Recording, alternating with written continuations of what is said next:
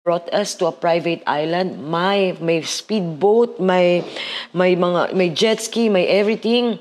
Ang daming Filipino food, mansyon na bahay sa isang isla. You know, when they were driving me from the accident zone to the Islamabad, pagdating ko, yung tatlong Pilipino may dalang hamburger sa akin. Tapos yung employer nila naka-assist na, meron na akong higaan sa ospital. Mga ka-One Filipino TV, we have today our special guest, Catch Umandap, no? Catch, okay.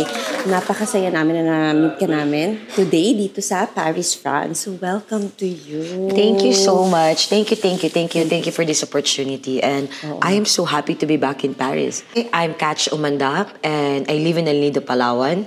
And I'm your Filipina digital nomad. But I started as an OFW sa Kuwait in 2009 until I decided na, make traveling as a career noong 2013. Actually, being an OFW first, after I graduated from university, helped me reach this ambitious dream. Kasi kapag OFW ka, when I become OFW, I learned the protocols. Alam mo yung, kung may mangyari sa akin, sino tatawagan ko? Paano yung mga documents? Yung pag-apply ko pa lang ng visa, pagpunta, para mag-iya akong OFW sa Kuwait noon, ganun din naman yung mga requirements, so I could apply for the visa. I've learned how to organize the files in a folder. And then also being an OFW exposed me in the international community. Yeah. Especially, I grew up in Laguna. Hindi ka naman maraming kasama na foreigners. But my OFW life in the Middle East exposed me to meet different nationalities, how to socialize with them, how to talk to them. Ash, we really want to congratulate you. Grabe, Thank you. Napakalayo ng narating mo. As in, nalibot mo na yung buong mundo. Thank you. We know that. No? But would you ever imagine nung nagsisimula ka pa lang na you could reach and make this happen, na makalibot sa buong mundo? Well, you know what? It's already, since I was a kid, it's a dream to travel the world. And nagsimula ako with the dream na gusto ko lang mapuntahan lahat ng continents. And it's already impossible. Like, imagine, an island girl. Hindi ko in-expect na magagawa ko siya at this age, at this time. Kasi talagang mahal, magastos. But thankfully, with technology and innovation, it really changed the game. Imagine, before, wala namang Instagram, TikTok. And then later on, you're able to travel because of the sponsorship of Instagram, TikTok, the advertising, at yung iba't iba. So yeah, it's like, I think it's just so good to be in a world that is so innovative na nagkakaroon ng ganito opportunities. And that's why I was able to do what I did. And hindi magawa ng older generation because it's different game. Catch, alam naman natin kung gaano kahirap to have, ang daming challenges to travel having a Philippine passport, no? Ano yung, during your journey of traveling, meron bang parte ng journey mo na you felt proud kasi you're Filipina? All the time, wherever I go to a new country, proud. Mahirap yung process to get the visa to enter those countries. Pero all the time, like for example, kahit sa immigration lang or paglabas mo, sasabihin nila, oh, you're Filipina. I know Filipina. And then that's how you'll find that there's like a Filipino community or not even like a Filipina married to one. And then they're just so happy to see you. So yeah, like nakaka-proud. I've met, you wouldn't believe it, but there are Filipinos in this tiny island in Tuvalu. It's a country. And then nung nagpunta ako ng Djibouti, there's a Filipina married to a French guy. Na tumulong sa akin so I could enter Somalia.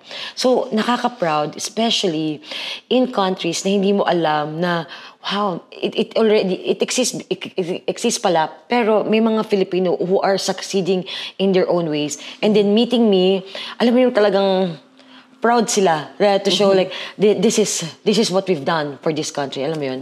Reality ng Filipino on other parts of the world. Alam mo, so many times na may random lang akong mamimits. Alam mo, sa Samoa, punong-puno ng Pilipino doon, ang daming Pilipino doon, and you wouldn't believe that. But many times, na kapag nakita ko ng Pilipino sa airport or sa kalsada, aampunin na ako. Tapos, invite ako sa bahay. Tapos may karaoke machine sila. Tapos maraming Filipino food. Tapos may take-away pa ako. Tapos kinabukasan, itutour pa ako ng mga titas. Tapos ang maganda naman, kapag ka nagbiyahe na sila abroad or what, may message nila ako, na-catch, kita tayo. Sobrang dami kong, ang tawag ko dito, mga titas. Titas of the world. So, ang dami kong mga naging titas sa lahat ng biyahe ko who ended up like me meeting me again in the Philippines, in other places. That's for sure. And yeah, ang dami kong mga second nanay. Tell us and share with us the most unforgettable memories during your journey of traveling all throughout the world. So many eh. To be honest, I went to Antarctica, I went to North Korea, I did the gas crater, Turkmenistan. So many adventures. But I'm gonna tell you about my experience with some OFWs that I didn't expect to meet.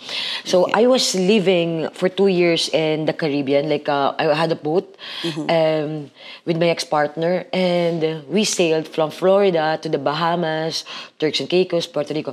And one of our stops is this island in the Bahamas that is not really known for everyone. May mga private islands lang yun, mga mansyon na pagmamayari ng mga Americans. But I attended a church, I went to the church. And sa harap ng church, may 5 Pilipinas sa harapan ko. Of course, I didn't know if they are Filipinas. I thought like mga Latinas or what. And then when they started to speak Tagalog, I was like, oh, tita, are you Filipino? Of course, Filipino kami. Taga saan kayo, tita? You know what they did? Halika. They told us, halika, come with us, because after the church, we're gonna have like little gathering in the house of our boss. Wow. You know what? They brought us to a private island. May speedboat, may jet ski, may everything. Ang daming Filipino food, mansyon na bahay sa isang isla. The caretaker of the entire island is a Filipino couple. They are like sila ang may mga tao sila na local, but they are the boss of this island. So when people ask, how do you want to meet the Filipinos? Not just mga Filipino activities, pero you don't know, right? Go to the church. Oh yeah. You'll meet them. Yes, of course. What is the most remarkable struggle that you had? Kasi we So can imagine many, it's so not many. easy. But I had a very, very life-changing accident in Pakistan. And it's crazy. Like I almost it happened. It's a car accident at 6:00 in the morning when I was coming from the border of China and Pakistan, and it's an accident that changed the trajectory of my life. Like anong gagawin ko next or anything. Until now, you'll see I still have like the metal here, and I'm still suffering with my back. And because of that, hindi na ako nagba-backpack naka-luggage na ako ngayon. And are you were driving that time? No, I wasn't driving. I have a driver and I have a tour guide, and thankfully we're all good, but my driver suffered more than us. And it changed everything that before, kung wala akong parang go all in, YOLO, you don't know. And after that, it changed how I see life as it is. And the funny thing, the accident happened in Karakoram Highway in Gilgit-Baltistan in Pakistan. And my father called the community of ACO-OFW there. And there's 3 Filipinas who are working there, and their employers are politicians in Pakistan. You know, when they were driving me from the accident zone to the Islamabad, pagdating ko, yung 3 Pilipino may dalang hamburger sa akin. Tapos yung employer nila naka-assist na, meron na akong higaan sa hospital. And those Filipinas saved me. Been the lessons that you want to share with us, during your journey? Actually, I wrote down the 10 lessons I've learned. There's so many lessons, diba? Travel would humble you, travel would make you angry, travel would make you happy. So many emotions. But I'll just tell you few things that I've learned from my travels to all 193. First, you never hustle a hustler. Oh. You'll understand I've learned this. You never hustle a hustler. And next is strategic thinking is always better than privilege. Sabi ng iba na, you're just privileged, that's why you're gonna go do that. Pero it's good to be Filipino kasi we, even at a young age and with all of the sufferings and traumas or what, madiskarte tayo. Yeah. So, madiskarte, strategic thinking. And with that diskarte, you could achieve so many things. And next is your network is your net worth. Would you believe, I was able to stay and afford to travel in many places dahil sobrang dami ang nagpatulog sa akin sa couch nila. I wash dishes though, and then I bring sinigang mix or anything naman. Yeah, I change.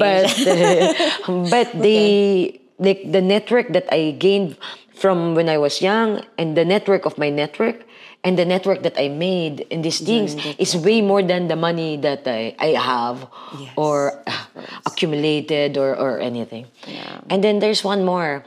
The best thing about being a Filipino, and if you could enhance this, is if you could master the art of being a chameleon. Yeah. And just know when it's time to shine or to stand out. But to stay away from danger, it's good to be part of everything. Filipino, be a digital nomad. Posible ba yun? Can Filipino become a digital nomad? Of course, yes. Yes. We've got the skills, we've got the language, but you just need to know what technology and that you have to use. Alam mo kung bakit we are the perfect to become digital nomads? Do you know the time when sobrang daming call centers agency in the Philippines? Kasi we are one of the main destinations to be like where the Western outsource the labor in the digital sphere. Ang difference lang naman ng digital nomad from the remote Filipino workers or the call center agents or anything is we leave the Philippines to move from one country to another country. And ang naghahadlang lang naman for the Filipinos is finding the job or this. So that's why ang suggestion ko, yung mga bata, work from home moms or anything, learn as much skills online. Learn Canva, learn how to edit, learn how to use ChatGPT, learn how to use all these tools, and then eventually find employers. There's a lot of platforms where you could do that. And then next is, kung wala ka naman bahay, nakikitira ka lang sa nanay mo or anything, marami kayo sa bahay, kung the same naman ang cost, then start to travel domestically in the Philippines. Go to Siargao, go to El Nido, go to Tagaytay. And pag may guts ka na, you go to countries that are visa-free. Thailand, Laos, Malaysia, Cambodia. You know what I mean? You start with ASEAN. And then from there, you start in countries where you have to apply for visa. And then you keep going. Until you find a home and decide na you're no longer a digital nomad. So for me, until now, like I started in 2013, and I'm still a nomad, but I have bases. Yes. I live in El Nido, I have a base in Dubai, and I have a base in Montenegro. So, but I'm still a digital nomad. Yeah. I can imagine, no, nabanggit mo kanina yung sa visas. I can imagine how challenging it is for you to apply for visa, having as a Philippine passport. Yes. Would you ever have in point of your life na pinagdasal mo na sana madali tayo mag-apply ng visa? So, sana how powerful our passports is. Oh my gosh, many times. So, you know, when I hit 100 countries in 2017. Sabi ko, madali na yung ibang countries kasi nagawa ako ng 5 years, naka 100 countries ako full-time. Oh my God, it got harder kasi all of the countries next are visa required for us. And there's so many times that I had, not that I was like, not agitated or stressed, but you know, for example, for Filipinos to go to Montenegro, if they don't have Schengen visa or Japan or others, we have to go to Beijing, China to get a Montenegrin visa. And for us to go to China, we need to have a Chinese visa. So that's the situation for Filipinos. And mahirap, pero now I appreciate it more and I started my company because of that. I own FilipinoPassport.com. Wherein, if there's no embassy in the Philippines or anything, they can come to us and we'll get you the visa anywhere in the world. So that sacrifice and suffering that I experienced actually helped me to start a company that would do that, you know? Exactly. Like after completing my mission to visit every country in the world this January, I've been working on a few projects that I really hope could help so many people. So I hope my book is coming out soon. It's like how to become a digital nomad, especially for Filipinos. And for everyone who needs a visa to go anywhere in the world, kahit North Korea, Sudan, South Sudan, Somalia, or anything, I have my website called FilipinoPassport.com. We can help you to get a visa anywhere I've been, and I've been to all. And the next is, I have Travel with Catch, wherein I specialize in destinations to off-the-beaten countries. So we have like an upcoming tour in September and October actually, but maybe I could have like few slots left for you guys.